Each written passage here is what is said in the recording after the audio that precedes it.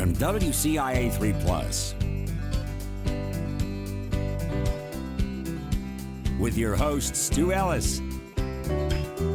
This is From the Farm.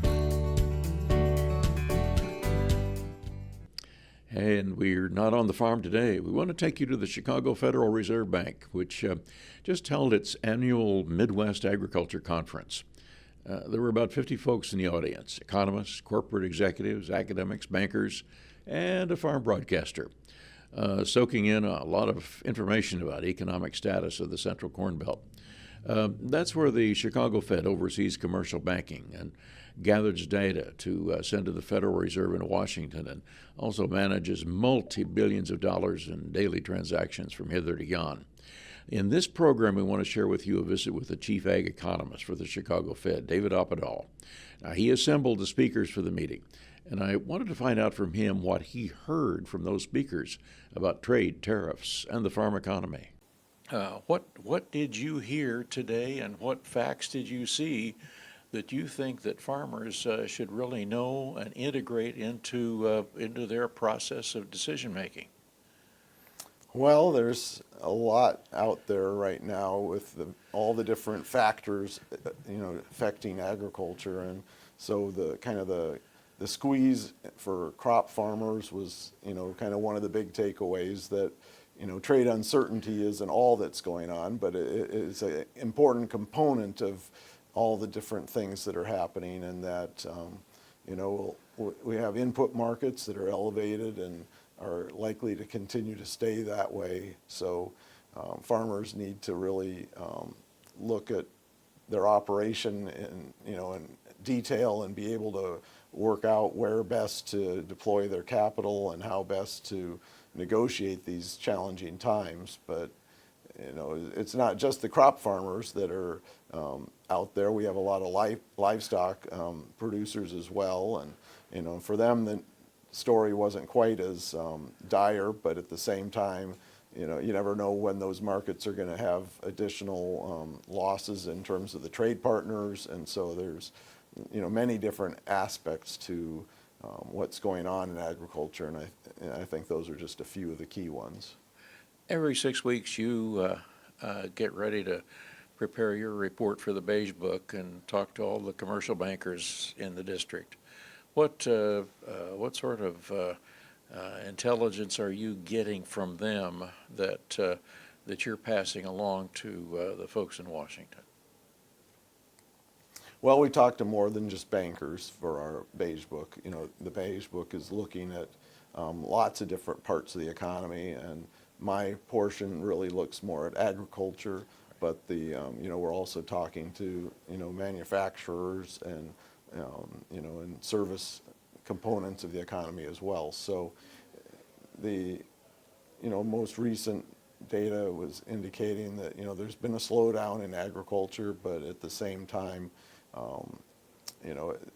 some of the stress indicators haven't reached levels as high as they were even 5 years ago. So it's one of those periods where it seems like the really strong years have helped to sustain through this down cycle so far, and now the anticipation is things are starting to turn a little bit the last couple quarters, and so it's a more challenging time heading into the winter, and we'll see how things proceed from there, I guess. What are some of those bankers doing as far as helping farmers keep going? I know they certainly don't want to pull the plug on anybody, but they've got to make some decisions on what can we do here to be creative to keep them going. Yeah, it's a situation where a lot of farms have a big asset, which is their land, and then they have some tractors and things, and you hear a lot about farm sales for used equipment right now, that's been on the uptick, and the other part of it is if there's a acreage that isn't as productive or one that doesn't really fit your farm footprint, you might want to sell that in order to be able to shore up your bottom line. And So I think some bankers are helping in that way, helping, farmers identify some of the changes that they can make that are going to help keep them going as a, ongoing farm operation. Farmers are focused right now on harvest. Then they're going to be focused on what am I going to do for fertilizer. Yeah. Then as they get into December, they're going to think about if I have an operating loan, how am I going to defend that and keep it going? What would you recommend to farmers who are facing a loan officer that may be scrutinizing them a little bit tougher? Yeah, it can be a challenging situation for sure. I just would encourage them to make sure they have all the data they need at their fingertips, because the more you understand your own operation, the better you can answer the questions. And I think there's a lot of new tools out there that are available for farmers to really get a better grip on the situation of their farm at any given time. So that's something that maybe some of them would have to, take a look at to try to, find somebody to help them improve their understanding of their own financial situation. Do you see some a negative trend or a stable trend going into the spring quarter? Well, it seems a long ways away from now, but but farmers are already making decisions about when to put in their fertilizer and how best to proceed next year. So, I think it's somewhat stable right now. I think we got through some of the worst of the instability and the uncertainties, but time will tell. One of the things you also do is look at land values, and you've seen some go up and some go down, and I think the last set of statistics I heard was kind of surprising, at least as far as the footprint for the Chicago Fed's territory. Was some of that an anomaly, or was that a pretty good trend that might be continued?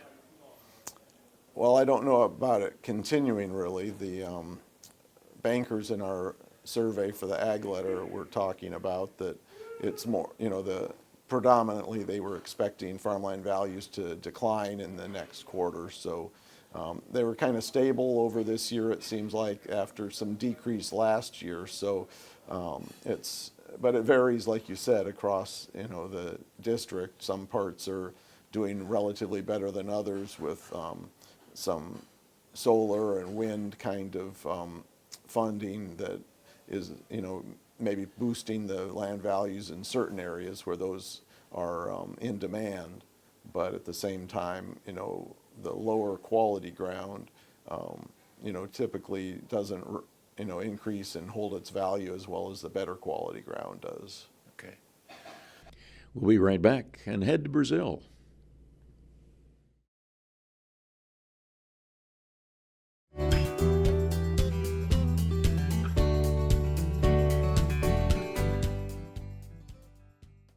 Calusi is a native of Brazil, and some of you have heard her speak, some of you know her. She's a former Farm Doc staff member at the University of Illinois who was just hired by Purdue.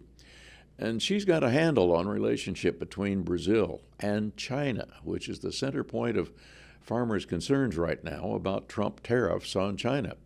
But she says times are not real good on the farm in Brazil either. Can Brazil supply everything that China wants or needs?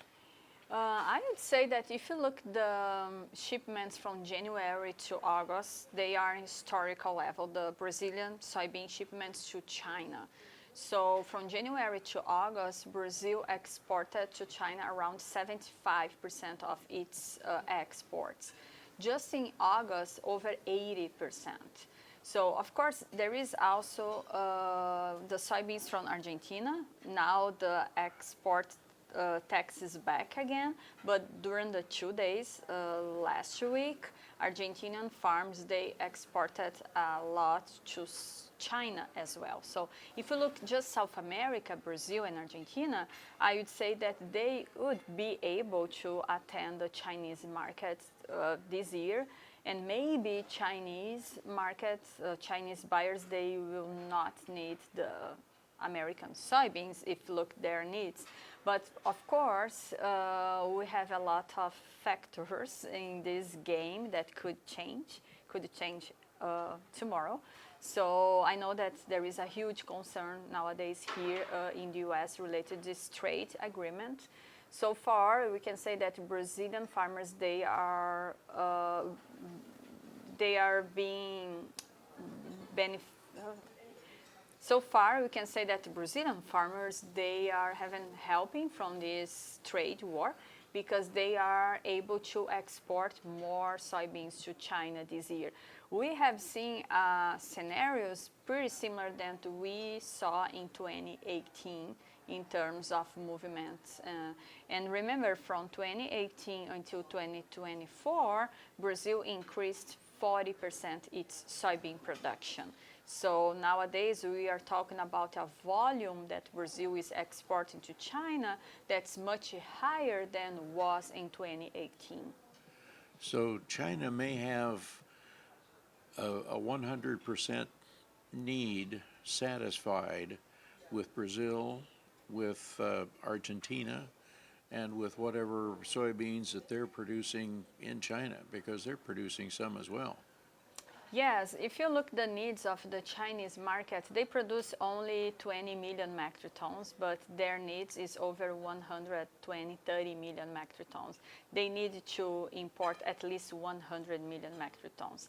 From January to August, just Brazil exported 7 million metric tons. We also have a little bit from Argentina, that's not too much. But I would say that still have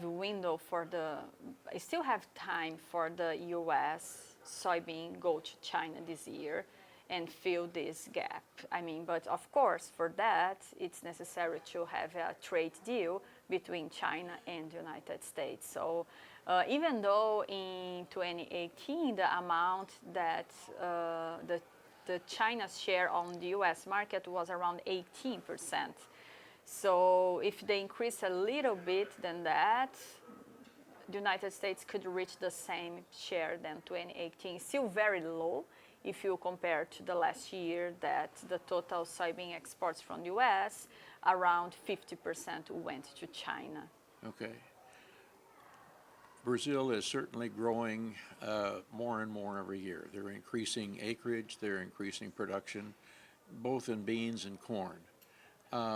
Is this something that's really going to take over global, satisfy global demand in a big way? I think a lot of American farmers are going to wonder, where's their place in the sun going to be? Yeah, I mean, when you say that, we need to remember that also Brazilian farmers, they are struggling right now with very high cost productions and revenues as well. The situation is not wonderful in Brazil. They are selling more easily in the international market because they have a good relationship with China.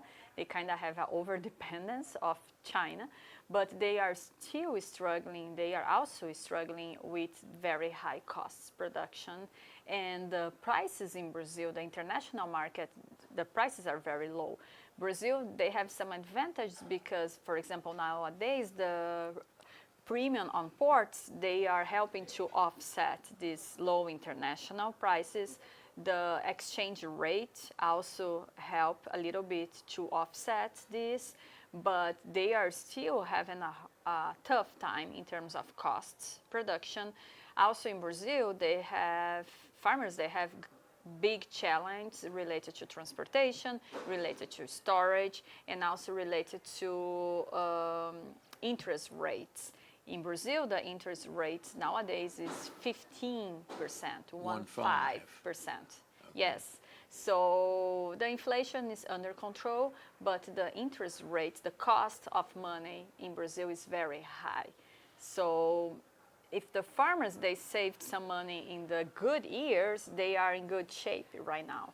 But if they didn't, they are facing maybe the same situation than Americans nowadays in terms of financial trends. So cost of production is tough, high interest rates, and they've got to sell beans on the global price level, not just setting anything that they want to.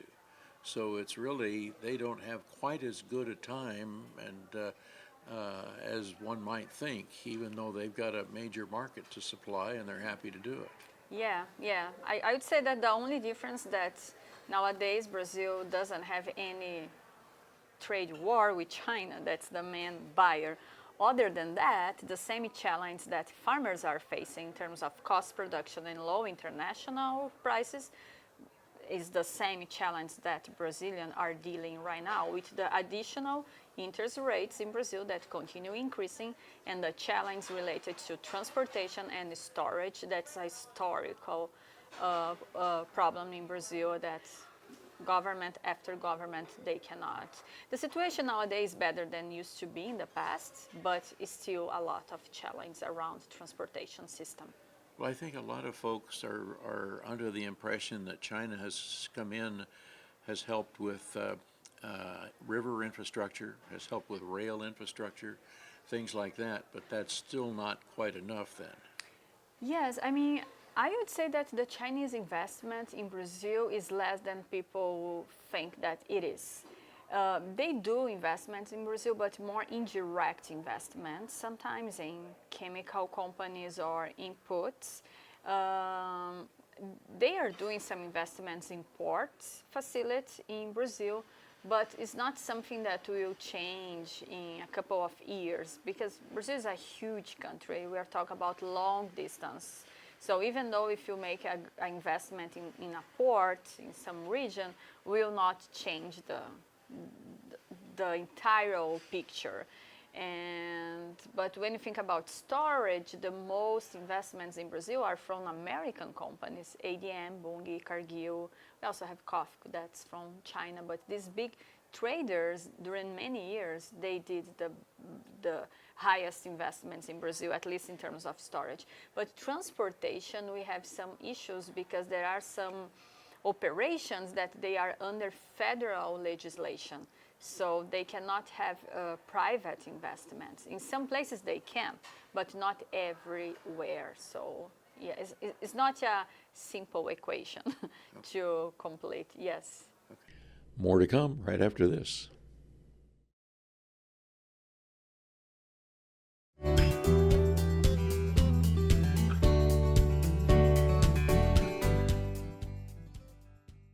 Today with a visit with Dr. John Newton. He's a former member of the College of Aces here in Urbana, who's now head of a National Economic Information Service for the farm credit industry, the farm credit system. John's had a good handle on many economic issues, and he's got a surprise toward the end of our visit about future global demand for agricultural commodities.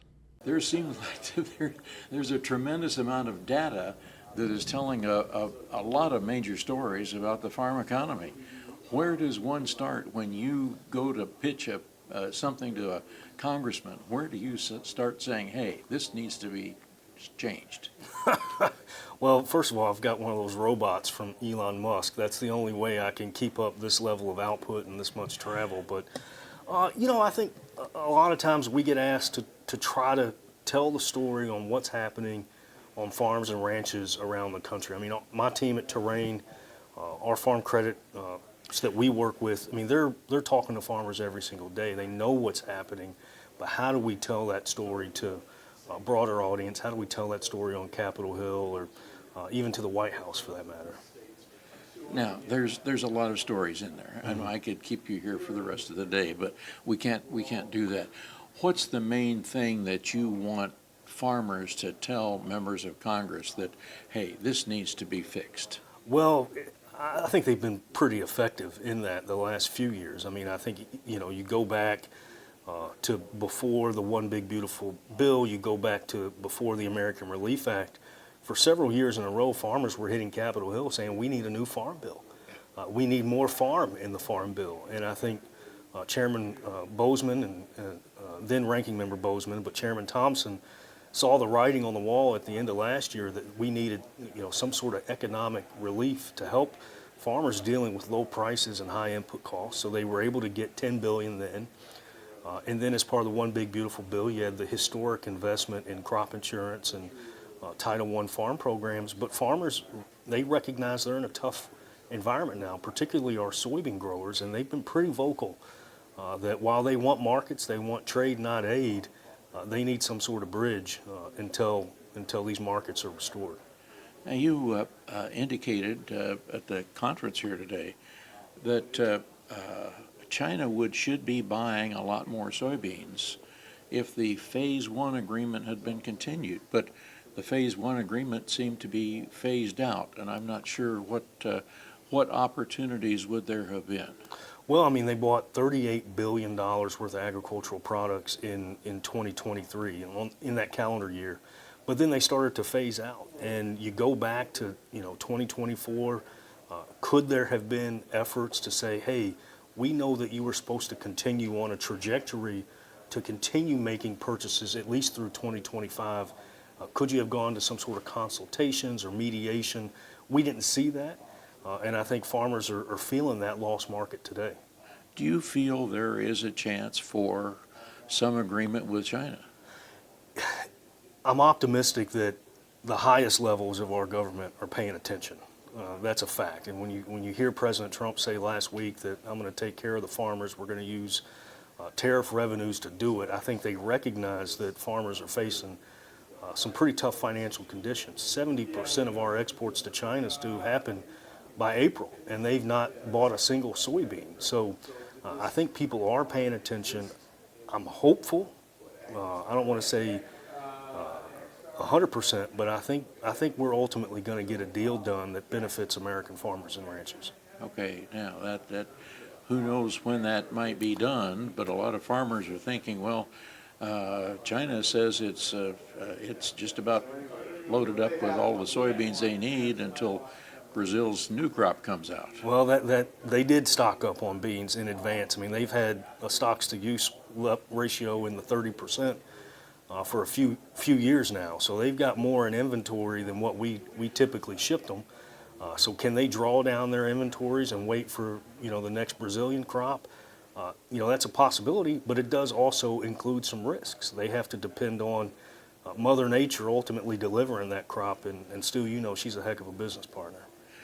Something that I have been fascinated with your position on a lot of things is the fact that we think, well, we need, the world is growing, population's growing, we need more food, we're going to have bigger markets. But you have looked at a lot of statistics and indicated that population may be headed back down in the not too distant future, and in some countries it already is. No, that's the key, right? In some countries it already is. In China, it's already happened. In the European Union, it's happened. In Japan and South Korea, it's happened. But it's not just my research. We have a team of economists at Terrain that have looked at these global population projections and do recognize that in the top markets where we do business, there are fewer and fewer mouths to feed every single year, and we're not exporting into those growing markets, both from a population perspective or an income perspective. Okay, one of those growing markets is Africa, and I don't see a whole lot of U.S. products going to Africa. Is it, though? There aren't. Only about 2% of our exports go to Africa. But again, the big shrink, the population trends that we're looking at, that's a longer game. It's a longer horizon.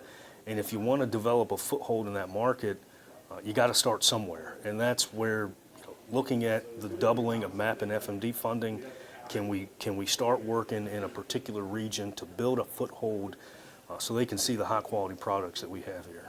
Okay. As the White House looks at twisting arms around wherever, are they doing any of that in Africa right now, or is that just a market that they've just kind of ignored?